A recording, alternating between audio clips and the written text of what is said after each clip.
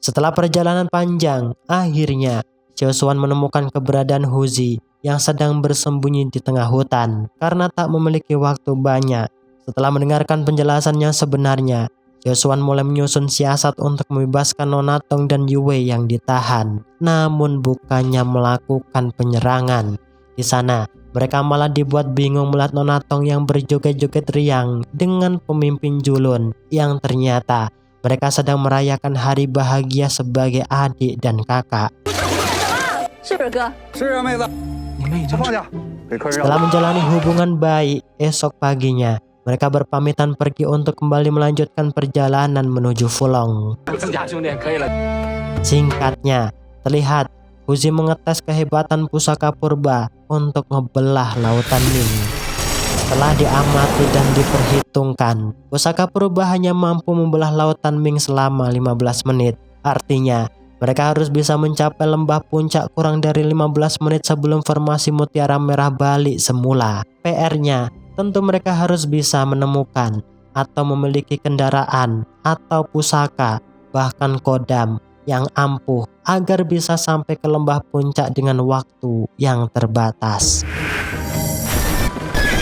Karena pesimis gagal melakukan percobaan, tiba-tiba Nona Tong dikejutkan kedatangan pemimpin Julun yang secara bersamaan juga ngebawa gerobak kuno yang terbuat dari tulang kaisar siluman yang tahan terhadap panasnya lautan Ming. Karena sudah lama tak digunakan, di sini mereka memodifikasi gerobak kuno agar bisa tahan dan sampai di lembah puncak dengan selamat. Karena gerobak kuno hanya bisa mengangkut 40 orang agar tak terjadi cemburu sosial. Di sana Nona Tong membagi secara adil para pendekar dan pembasmi siluman dari 3 wilayah yang ada. Tak hanya itu, dengan senyap, malam harinya terlihat Yanran juga berhasil menyelinap ikut menuju lembah puncak demi dendamnya pada Yime. Demi misi besar inilah, mereka bersatu padu mulai mengaktifkan mesin gerobak kuno menggunakan kekuatan spiritual. Terlihat awalnya perjalanan mereka baik-baik saja, namun di saat berada di pertengahan lautan Ming, tiba-tiba mesin gerobak kuno mogok yang mengharuskan salah satu komandan Julun dan asisten Yue turun tangan untuk membenari. Namun dengan naas, komandan Julun harus tewas demi menyelamatkan asisten Yue agar tak ketinggalan.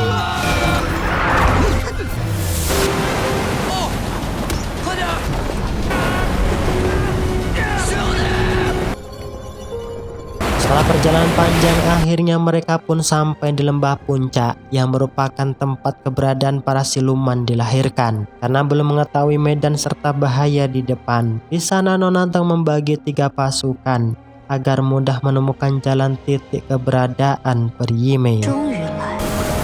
Dan benar saja, tak berselang lama melangkahkan kaki, kelompok Nona Tong dan Huzi diserang sosok siluman botak yang muncul secara misterius dari dalam pasir.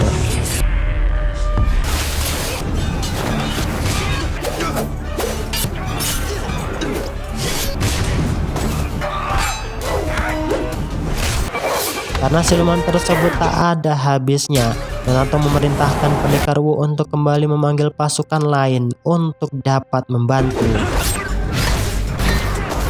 Tentu, di sana Huzi dan Nona Tong kewalahan melawan siluman botak yang membuat Nona Tong terperangkap masuk ke dalam pasir dan diikuti oleh Huzi.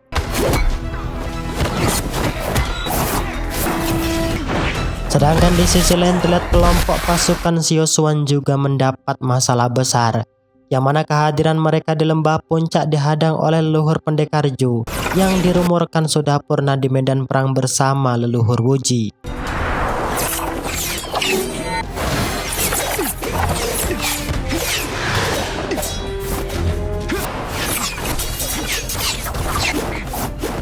Dari pertarungan yang sengit, akhirnya Xiaoshuan dan yang lainnya berhasil menjerat leluhur pendekar Zhu dengan teknik jurus penggabungan.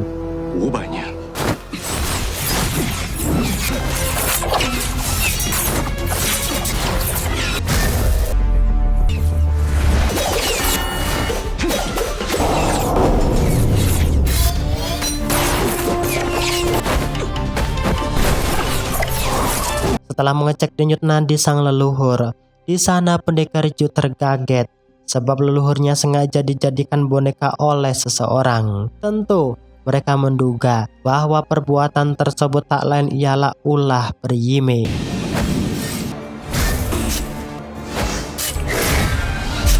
Setelah melepaskan paku tenun di dalam tubuh sang leluhur, akhirnya leluhur pendekar Ju dapat tersadarkan diri. Disinilah ia terkejut melihat perubahan lembah puncak yang tak lagi seperti dulu. Bahkan ia juga sadar jika umurnya sudah mencapai lebih dari 500 tahun. Melihat bahwa pendekar Ju merupakan penerusnya, sebelum tewas, ia mewariskan inti kekuatan spiritualnya pada pendekar Ju.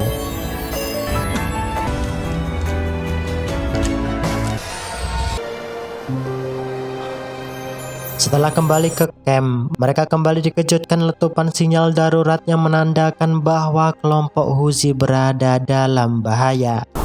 Namun setibanya di sana, Xiaoshuan dikejutkan jika pasukan kelompok Huzi sudah terluka parah. Melihat keadaan pendekar Wu dan yang lainnya perlu istirahat, di sana Xiaoshuan memerintahkan mereka untuk kembali ke camp. Sedangkan ia akan mencari dan menemukan titik keberadaan Nona Tong dan Huzi.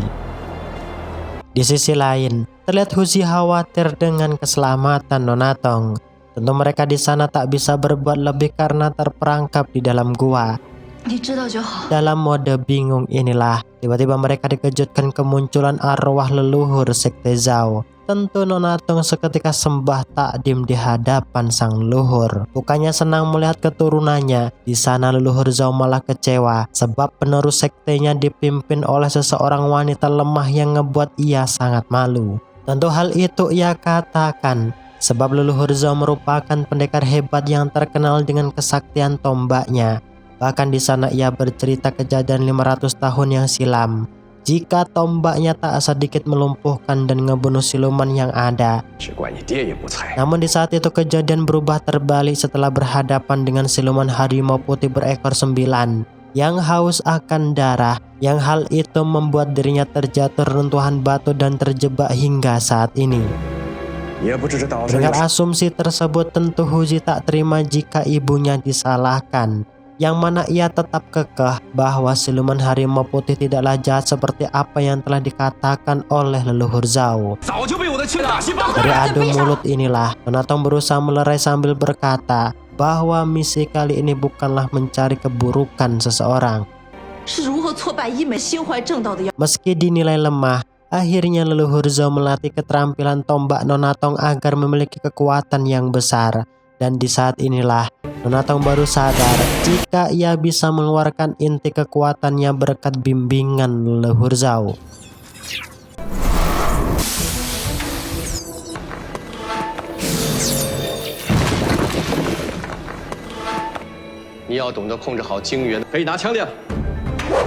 Setelah misinya selesai mewariskan teknik tombak Yanling, akhirnya leluhur Zhao dapat mati dengan tenang di sana.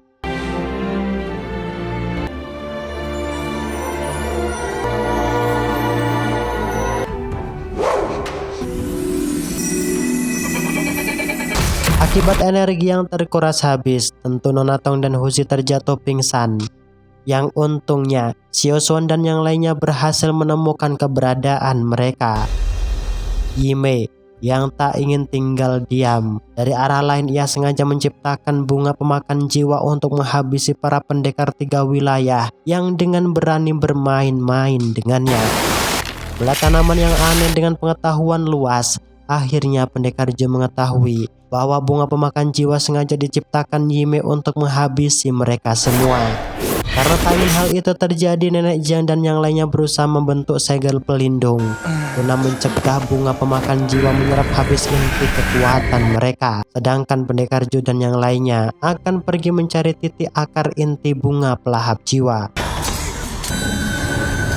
Namun dari upaya tersebut terlihat mereka juga belum bisa menemukan akar inti bunga pelahap jiwa, yang malah mereka harus berhadapan dengan Yime yang tiba-tiba datang menemui mereka. Ya, dalam keadaan tak berdaya inilah, untungnya tindakan Yime berhasil digagalkan oleh Yanran yang juga tiba-tiba muncul melesatkan serangan ke arahnya.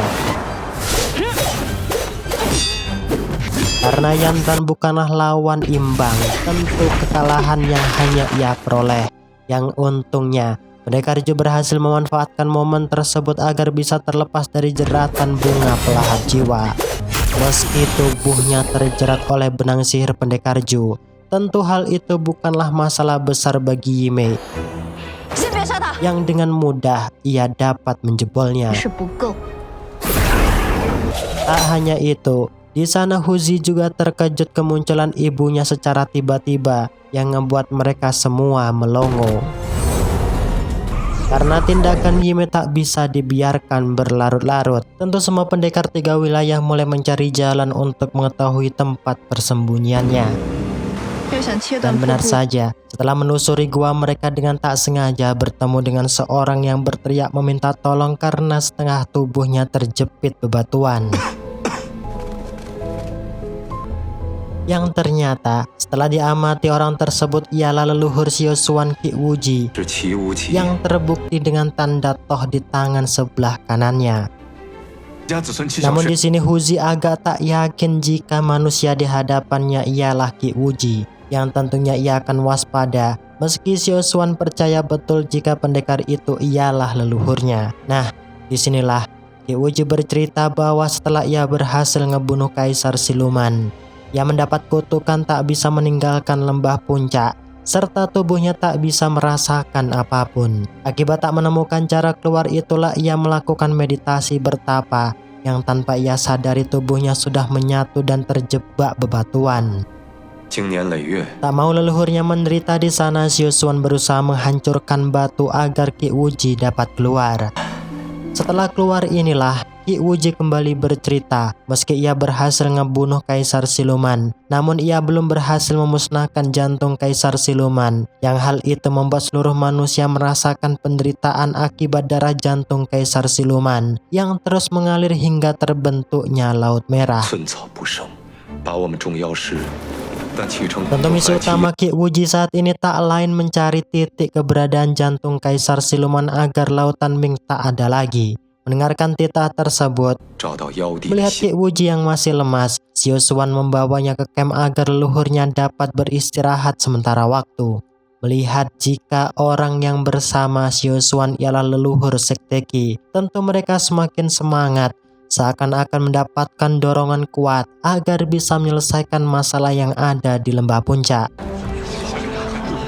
Sambil ngopi, ngobrol, dan diskusi, selain tujuannya mencari titik keberadaan jantung Kaisar Siluman, Xiusuan juga bercerita bahwa tujuannya datang di lembah puncak untuk mencari titik keberadaan Xiaoyan yang sudah pergi duluan dengan Yimei. Sebab jika hal tersebut terlambat, maka inti jiwanya akan segera musnah.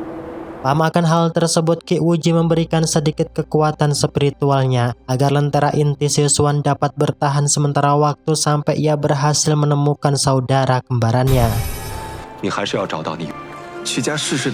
Bahkan di sini Qi Wuji juga menceritakan asal muasal kutukan Sekte Qi, yang tak lain hal itu ulah dari bayi Husi siluman macan putih berekor 9 yang saat itu telah membantu Kaisar Siluman untuk memusnahkan semua para pembasmi siluman di lembah puncak. Meski waktu itu ia berhasil membunuh bayi Hu, namun ia terkena cakaran, yang hal itulah membuat keturunan Sekte Qi berjiwa ganda. Dengar kenyataan tersebut, tentu Huzi dengan spontan memotong perkataan Qi Wuji dengan berkata bahwa lu ngadi-ngadi aja. Tentu Huzi tak terima ibunya selalu dianggap jahat dan beringas. Tak hanya itu, Huzi juga berkata di hadapan Qi Wuji jika dirinya ialah putra si siluman macan putih berekor 9 bayi Hu. Dengar hal itu, tentu Qi Wuji seketika marah pada Xiusuan karena ia membiarkan sosok siluman ganas hidup berdampingan dengan para pembasmi siluman. Tak hanya itu, Qi Wuji juga bersumpah akan membunuh Bai Hu demi membalaskan atas kematian para pembasmi siluman di lembah puncak 500 tahun yang silam. Dalam mode bingung dan sedih inilah di pertengahan malam Huzi tiba-tiba dihampiri ibunya. Namun dengan naas, kejadian tersebut dikonangi para pembasmi siluman yang lain yang membuat Bai Hu tertangkap. Tak ingin hal itu terjadi. Sebagai saudara secangkir sekopi join bersama, Tentu Xiaoshuan dan yang lainnya tak akan membiarkan Huzi dan ibunya dibunuh. Tentu, upaya mereka sama sekali tak berarti di saat Qi Wuji turun tangan yang membuat Huzi menangis. Di sini nampak tersimpan rahasia misterius. Kenapa Qi Wuji berambisi ngebunuh siluman macan putih yang seakan-akan mereka memiliki ikatan dan hubungan masa lalu yang belum terpecahkan.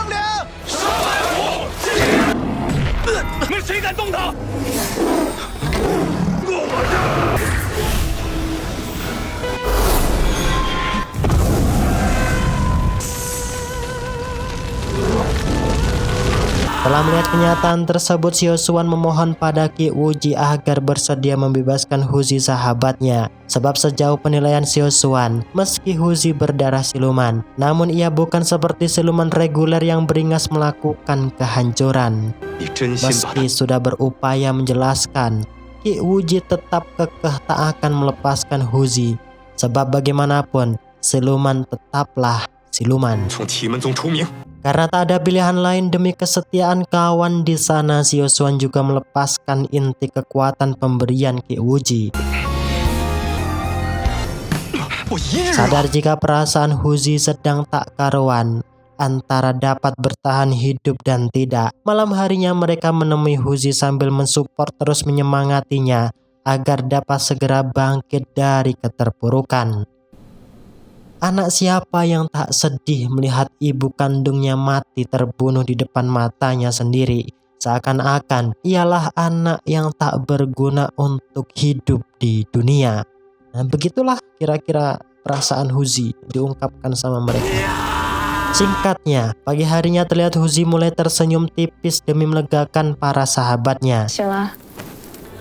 Namun tanpa disadari mereka tak melihat keberadaan Xiaoshuan. Pendekar Zhou yang merasakan ada hal yang bahaya. Akhirnya mereka memutuskan untuk mencari titik keberadaan Xiaoshuan dengan menggunakan ikatan batin spiritual benang perak yang tertanam di dalam hati inti kekuatannya. Yang ternyata Xiaoshuan dijebak Yime di sebuah gua setelah ia mengikuti lentera jiwanya yang memberi petunjuk jalan keberadaan Xiaoyan. Di saat keduanya sudah berhasil, ia beku. Di sini Yime menjelaskan bahwa ia akan menyatukan kedua jiwa mereka seperti yang sudah mereka alami di saat masa kecil. Entah apa sebenarnya rencana Yime, yang intinya ia memiliki rencana besar yang belum terpecahkan hingga sekarang.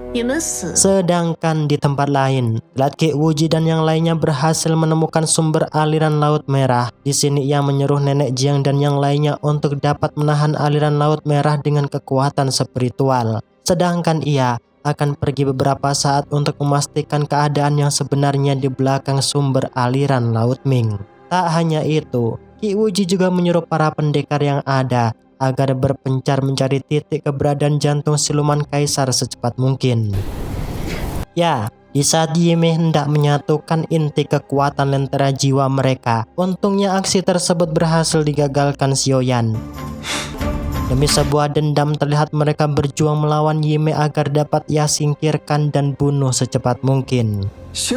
Namun, hal itu tentu tak mudah bagi mereka di saat Qi Wuji tiba-tiba datang ikut campur. Di hadapan saudaranya, Xiaoyan berkata bahwa orang itu bukanlah Qi Wuji asli ataupun leluhur, melainkan ia sosok siluman yang sebenarnya. Tentu penungguannya selama 500 tahun tak lain demi mendapatkan inti jantung spiritual ganda yang dimiliki Xiaoyan dan Xiaoshuan agar ia bisa pulih dari kutukan kaisar siluman. Tentu, Yime dan sesepuh Jie merupakan kedua tangannya yang ditugaskan untuk menuntaskan segala keinginan dan misinya. Meski tunduk dan patuh, namun Yime sendiri memiliki misi rahasia dari segala hal dan upaya yang selama ini ia lakukan dan perjuangkan. Karena perbedaan level kultivasi yang jauh, tentu mereka berdua bukanlah lawan bagi Qi Wuji. Di saat kedua jiwa mereka hendak disatukan, terlihat di alam dimensi lain tepat di hadapan lubang cermin kahuripan. Xiaoyan menyuruh adiknya masuk agar bisa kembali di dunia nyata. Tentu jika hal tersebut dilakukan, Xiaoyan akan tersegel di dalam cermin keabadian untuk selamanya.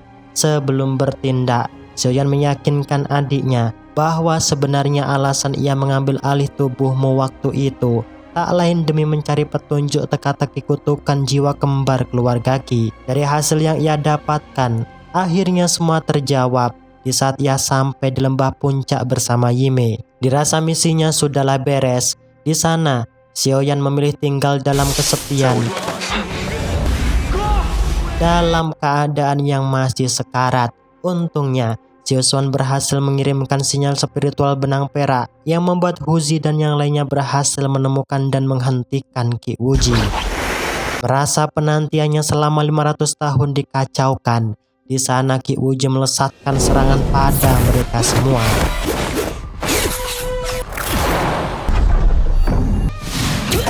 Yime yang tak mau ikut campur, ia memilih pergi dari sana.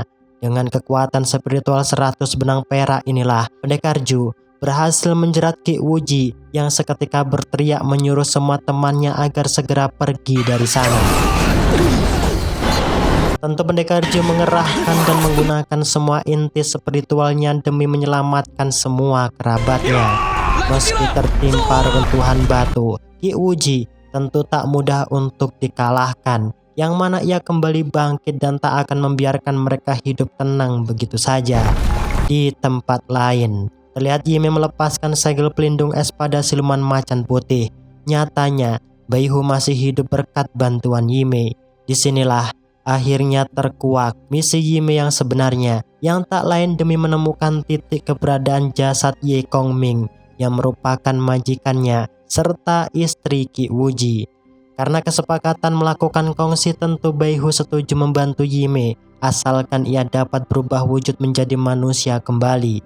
Nah, dari sinilah penyelidikan Baihu berhasil membawa Yime di tempat keberadaan makam Ye Kongmin.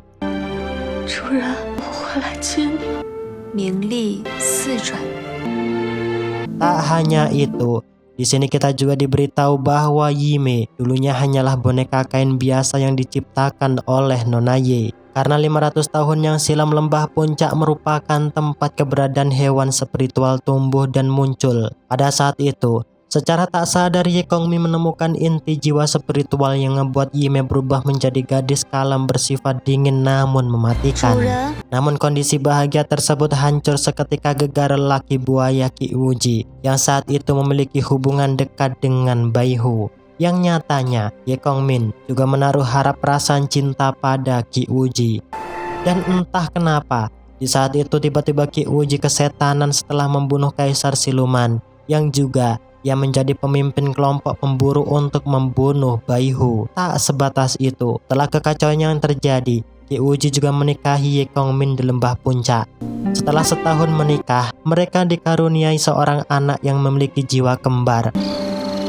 Merasa ada hal yang aneh dan selalu diselimuti rasa takut. Pada waktu itu Ye Kongmin menemui Yime untuk segera pergi meninggalkan lembah puncak dan anaknya sambil memberikan pusaka purba yang merupakan senjata milik Qi Wuji. Setelah mengetahui kenyataan semuanya dari perkataan Baihu, di sana Yime berniat ngebawa tuannya meninggalkan lembah puncak segera mungkin.